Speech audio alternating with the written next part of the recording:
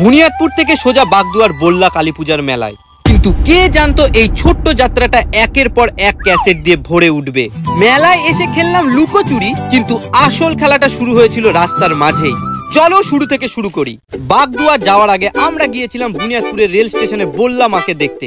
মাকে প্রণাম করে বেরিয়ে পড়লাম বাগদুয়ারের পথে। আর ঠিক তখনই প্রথম ক্যাসেট।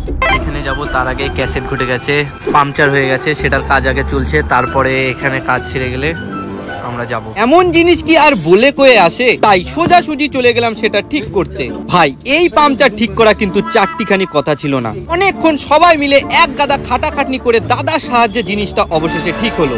টায়ার ঠিক করা হয়ে গেছে, এখন আমরা রওনা দিয়েছি বাগদুয়ারের উদ্দেশ্যে। হ্যাঁ, রওনা দিলাম বাগদুয়ারের পথে। বাইক চলতে চলতে প্রথমে বুঝলাম এই দিকে ঠান্ডাটা একটু বেশি, কিন্তু সেই ঠান্ডা কোনো মতে সহ্য করে আমরা পৌঁছে গেলাম মেলাতে। রাত অনেক হলেও ভিড় কিন্তু ভালোই ছিল। শেষ পর্যন্ত গ্রামের মেলা বলে কথা। সোজা চলে গেলাম মাকে দর্শন করতে। এখানকার মা নাকি খুব জাগ্রত। মাকে প্রণাম করে শুরু হলো আমাদের দ্বিতীয় ক্যাসেট। বন্ধুরা হঠাৎ করে আমাকে ফেলে কোথাও না কোথাও লুকিয়ে পড়েছে। আমি একা খুঁজে বেড়াচ্ছি, ফোন করেও পাচ্ছি না। দেখুন তোমার হারিয়ে গেছে, তার ফোন করছে, ফোন ধরবো না আমরা। আর ওরা সবাই মিলে পেছন থেকে ভিডিও করছে, আমি খুঁজে পাই নাকি সেটা দেখতে।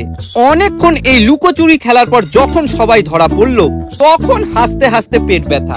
এত খেলার পর সবার পেটে খিদে, তাই ভাবলাম এবার কিছু খাওয়া যাক। তাই খুঁজতে লাগলাম ভালো খাবারের দোকান।